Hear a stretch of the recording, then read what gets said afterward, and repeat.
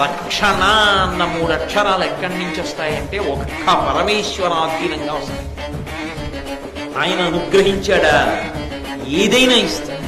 2 కోరలతో పట్టుకుని ఎత్తి నోట్లో పడేసుకుంటున్న మృత్యుదేవత యొక్క కోరల నుండి జారి కింద పడి బతకచ్చు. ఈశ్వరానుగ్రహం. ఆయన అనుగ్రహం లోపించిందా చిన్న కారణానికి మరణించవచ్చు, ఆపద రావచ్చు, ఐశ్వర్య భ్రష్టము కావచ్చు, ఇబ్బందుల్లోకి నెట్టబడవచ్చు. కాబట్టి సంతతము కోరుకోవలసినది ఏది అంటే భగవంతుని యొక్క అనుగ్రహాన్ని కోరుకోవాలి. ఇంకా వేరొకటి అడగక్కర్లేదు. ఈశ్వరా నీవు నన్ను రక్షించు, అదొక్కటి అడిగితే చాలు. నువ్వు నా తల్లివి, నువ్వు నా తండ్రివి, నువ్వు నాకు సమస్తానివి, నువ్వు నా బంధువువి, నువ్వే నన్ను కాపాడు. అయితే నా ఇష్టం వచ్చినట్లు నేను బ్రతుకుతాను, నన్ను కాపాడు కాదు. అందుకే అసలు భగవంతుడు